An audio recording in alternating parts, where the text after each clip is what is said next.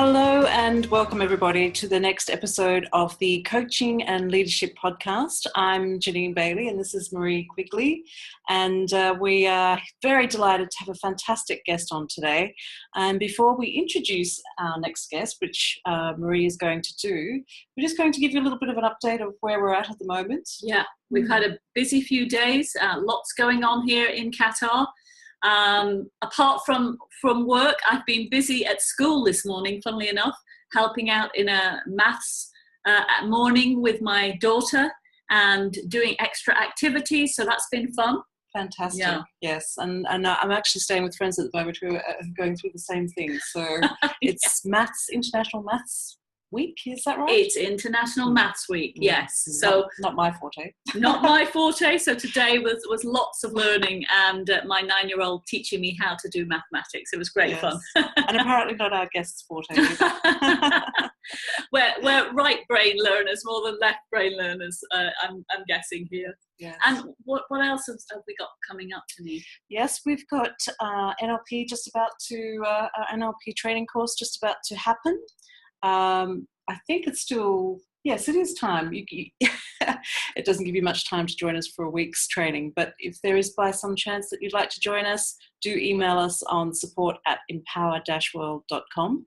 And we have embarked on our first online coach training program with our new client, Aramax. So we're very, very excited about that. And yes, we've got 10 episodes with them. So 10 episodes with a full house of excited coaches, on their journey. So that's exciting.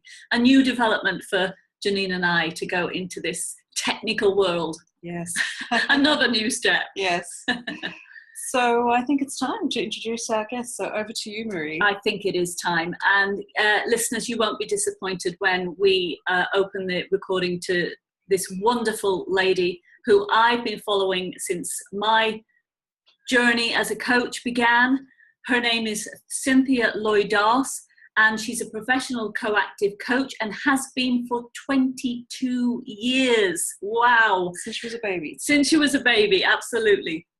And she's, as well as being a faculty member for CTI, she's also a faculty member for CRR Global. And I'm going to let her tell you a lot more about that.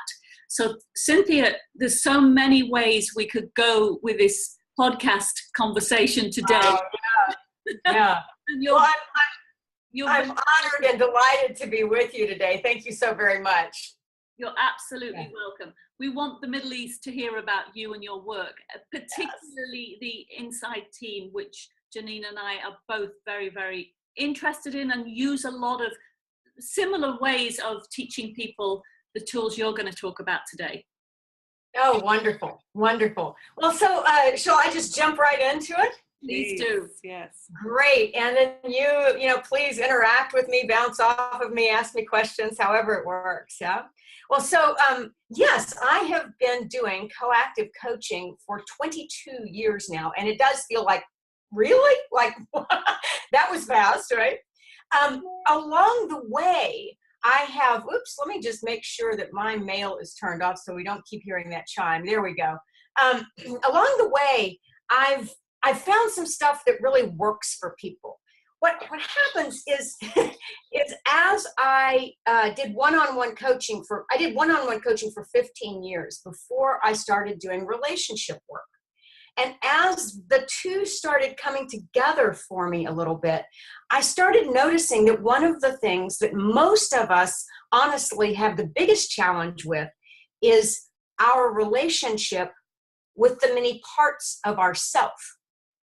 So since you are familiar with NLP work, which also has, some people know about some kind of subpersonality work, voice dialogue, or internal family systems work, or there are a number of different subpersonality types of work.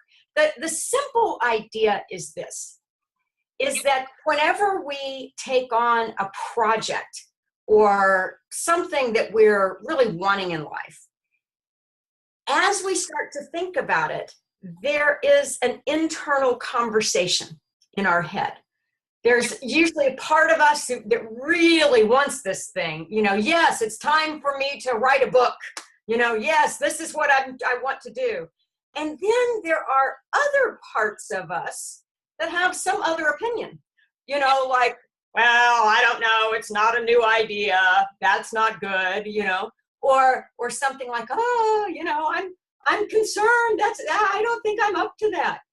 Something like that. So it's normal to have an internal conversation. Absolutely.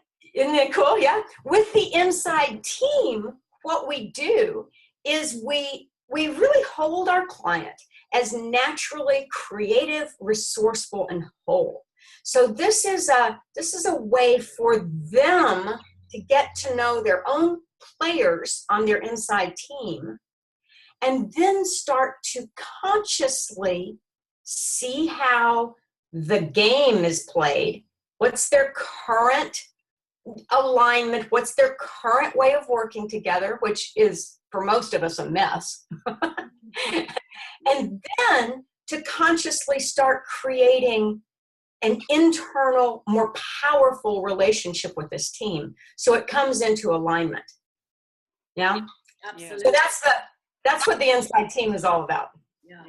Beautifully said. Absolutely. And we all have one, and it's getting to know that inside team can really change things for us, because we get to know what that inside team believe, all of those parts of it, what they believe. Yes. What they act out to ensure that we act out in a certain way to protect ourselves along. Yes. Yes. Yeah. So you're on to something. It's very normal to have certain parts be very nasty or very, very disempowering. And they're usually trying to do something to protect you, or something that, they have some value of yours that they're really trying to honor. Now, the way they're doing it really sucks, right? The way they're doing it is not the right way. And so even there, it's like sometimes, an internal part is going to say something to us that we would not tolerate if a human being on the outside said that to us. Yeah. And so that's another piece of the puzzle, is to start to say, okay, your language is not working for me. Let's rework how we're going to communicate here. That's often a surprise to people, that they can even start to have that kind of request with parts of themselves. Yes. And we always say, when we're working with our coaches, the coaches that we train, and our clients, that behind every negative voice or part of us, there is this positive intention. As you say, it's trying to keep us safe, and it's about looking at the deeper message underneath that. What is the positive intention, and how can we refer to our internal team to actually do what it is that we really want to do? So nice. Yeah, absolutely. We're in our language, we call it the 2% truth. There's a 2% truth or wisdom. And you're absolutely right. The way they're doing it, sometimes it's really hard to find that little kernel of useful intent. But it's often, it is usually there. It is. Yeah. I think it's important to know as well that as well as those saboteur voices, the things that hold us back, we also have a team that really empower us. Absolutely. And part of what you're pointing to there, Marie, is that so often, we give credence to the more negative voices, like they're the real ones. Yes. No, they are some of them. They're not all of them. And so by hearing them, finding out their useful intent, that often will tend to calm them. And then we can really bring in, the horn section. We can really bring in the ones that are saying, you can do this. And let's get in touch with your vision. And let's get whatever it is that is an empowering voice, right? Yeah. So really understanding our bigger picture, our our vision is so important, isn't it? Absolutely. Absolutely. Yeah, to bring out that internal team, that internal leadership team, to tap into it. Yes, yes. And you're pointing to something really important. More and more, this inside team idea I've been using in the leadership domain, right? Because when people think of themselves as a leader, sometimes we think, oh, that means I've got to act like Gandhi, or I've got to act like Martin Luther King, you know. And maybe, you know, those are good leaders, but what is your best leadership?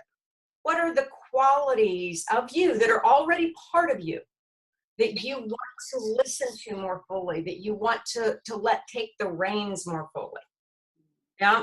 Yes, absolutely. Yeah. And we talk about taking our space up in the world. You know, it's important to recognize that the more space we take up, the more we open our hearts up to being truthful to who we are, the louder those positive voices become.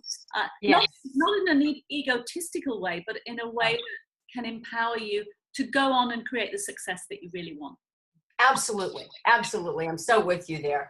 And, you know, when you talk about confidence, it's like inside team and this kind of work is absolutely the ticket to finding self-confidence. Because if we're just having to battle over the voice that goes, oh, good God, you know, people know a lot more about this than you do, or, you know, whatever the voice is that has us pull back or shrink, if we're trying to constantly, you know, push it away, that's exhausting. Yes. Right?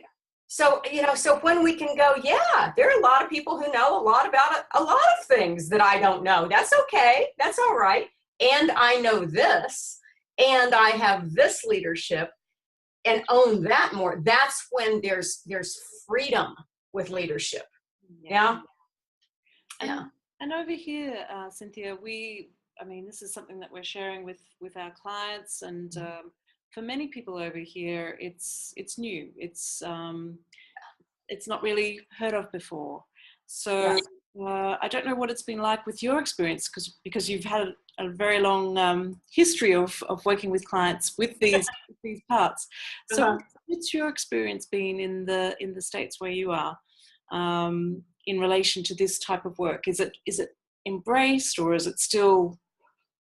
You know, it's quite a mixed bag, because what you're really pointing to is someone's own background, and many people have done some kind of personal growth work. They get it quickly. Others do not. It's not the least bit unusual for me to have to explain the idea, but almost every human being knows the thought of, well, you know, there's a part of me that wants to eat pizza tonight, and a part of me that wants to go get Indian food, you know. and so when we can get that this is normal for us to have different thoughts and that sometimes feel in conflict, then people can usually relax into it. Yeah, they can. You know, and just building on the question, you know, if someone, it's not one of the usual, oh, what, you think I've got some split personality? You think I'm a crazy person? No, actually, I don't think you're crazy at all. I think you're quite human. What we know is that people who honestly have a mental problem here and have these split personalities, they're not aware that there are different parts of them.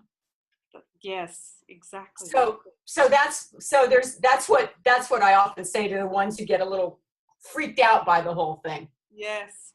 Well, one of my mentors back in Australia, who studied psychology, said that based on what he learned was that in psychology, that there are around 14 personalities. Now, potentially, I believe there's maybe more than that, but there are these different personalities within us. And so when we explain that to the people that we're working with, they sort of seem to relax and think, oh, I'm not crazy. Yeah. But going back to your analogy about pizza versus Indian, there's also the other part that wants the green smoothie. So absolutely. So I haven't heard from that part in a long it's in me. The chocolate part is very loud. There you go. That's exactly right. See? Yeah. Normal human. Yeah. Yeah. So Cynthia, for our coaches and our leaders who are listening in to this podcast, how can they use this tool to become better, a better version of themselves? It's great. Are you asking how can they use it with their clients, or how can they use it with themselves? Well, let's have a look at with themselves first. Okay. How can we tap into this? Mm-hmm, mm-hmm. Well, the first thing, with our ICF core competencies, one of the main things that we do as coaches is we create awareness, and that's something that we have to do for ourselves. So one of the things that I've been learning to do over time is anytime I'm feeling off, or I'm feeling like, there's something I had planned to do today and I'm not feeling like it, it doesn't, something is feeling heavy in me. What's often happening is there is some kind of inside team conversation that I'm not even aware of. So my first thought, I often reach out to some of the people I've trained in this to get some coaching myself, which I strongly recommend, to get coached in it. But it's important to take the time to slow down and see who's doing the talking. What are they trying to get me to see or do? What are they so concerned about? What's the part that I've missed? And so one, I would strongly recommend that you do it with yourself, particularly if you've got clients you're working with that have you feel unsettled in some way, or that you're resisting working with. That's an inside team conversation to have, right? Yeah. And then, I'm thinking, Cynthia, with coaches that are just starting out, there's lots of inside team stuff going on. It's constant. Yeah. Thank you so much. Absolutely. It's constant, I don't know. I don't think that's the right question. That's a stupid question, blah, blah, blah, blah, blah. It's so normal to have some part that is trying to tell them, they're the loser, coach. Everybody else in the class understands, but they don't get it. No, God bless. That's normal. It's absolutely normal. And to be able to notice that part, put it aside, relax. Let me get more interested in my client than I am in this conversation in my head. That's where the gold is. Yeah. And with coaches working with their clients, mm-hmm. How do you suggest that they again create that awareness of this team? What are some tips? Yeah, it's great. Well, just to let people know, I do offer two kinds of training in this. I do a teleclass series of this, a 10-week teleclass where we go deeply into 7 different practices, 7 different ways of working with this inner conversation. And I also do a retreat. I have one coming up just this weekend. So there's training available, is what I want to say. But here's the place to start. You will have clients where you're just going to hear it fall right out of their mouth. They're going to say, yeah, a part of me really wants to get in shape. And a part of me just thinks it's done. I'm too old for this, and I just don't care anymore. And so when they bring that language, that's the opening, right? For you to go, oh, cool. Let's get to know those parts a little bit better, And I'll say to them, so let's imagine, I want you to imagine that you're bringing out in front of you the part that really wants to get in shape. Yeah. What does he or she look like? What do they think? Yeah. And now who's the part of you that says, forget it. It's too late.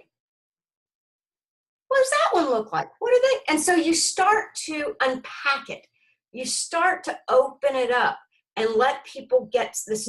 What's going to happen is as they get more awareness, they're naturally going to get more information And that alone is going to start to shift how they're looking at the situation. Yeah, absolutely. Yeah. And eventually what they may find is actually they both have the same intention, but they do it completely opposite. The highest. Absolutely. Absolutely. They could have the same intention, and you just don't know it all until you start to really listen. Yes. And so creating that awareness, they can make a choice. That's right. Chocolate ice cream or vanilla ice cream, or Indian food or green chocolate. smoothie.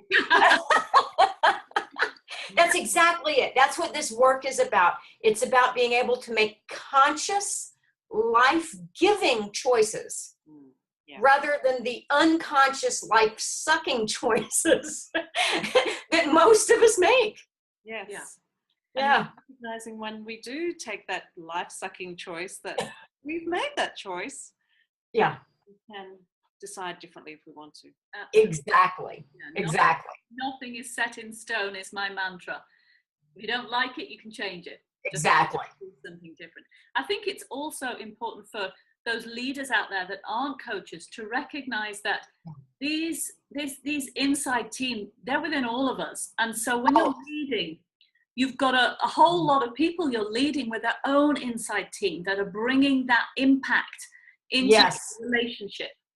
Yes. What would you say to those leaders, Cynthia? You know, that can be a wonderful conversation to have with a team.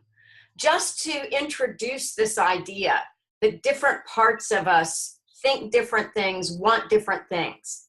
It can be very fun to go around the room if you're working with a team and say, you know, with this new initiative we're taking on, or whatever the thing is, you know, with our year-end goals, let's have a conversation. What are the different parts of you thinking about it? You know, and you'll usually get something like, well, there's one part of me that's like, absolutely, I'm on, sign me up. There's another part of me that knows that we didn't hit our numbers in the past. And so I'm concerned, I'm worried that we're not. And if you as leader cannot get upset by the voices that feel whiny or negative, if you can be really neutral and inclusive, just as a coach needs to be with this, by the way, if you can be neutral and inclusive, you can start to unpack, particularly from the whiny or negative voices, sometimes some very valid concerns that haven't been addressed fully. And when you can get your hands on that, it frees up the entire team. Yeah. Great tips. Really, really insightful for our listeners. So thank you for sharing that, Jim. Now, you're welcome. Cynthia, we are going to have to wrap up. We don't want to, but we are going to have to. And we know we're going to come back to you because you have so much more to share. You're involved in the ICF. You've been involved in the whole profession for such a long time that you have so many nuggets to share with our listeners. We trust you'll come back. Oh, thank you so much. I would love to. And before you go, Cynthia, share with our listeners where they can find you. That's a great question. So the easiest way is to go to teamdarst.com. That's TEAMDARST.com. Or you can simply Google Cynthia Loy, L-O-Y, Darst, D-A-R-S-T, and you'll find me. Great. Fantastic. And we're going to be putting your information on our blog and on our website, so you can get Cynthia's information there at www.empower-world.com. Fantastic. Thank you so much, Cynthia, for your generous sharings and insights, and it was a pleasure to meet you online, and look forward to meeting you again. Thank you so very much. Thanks for having me. You're and welcome. Have a good evening. You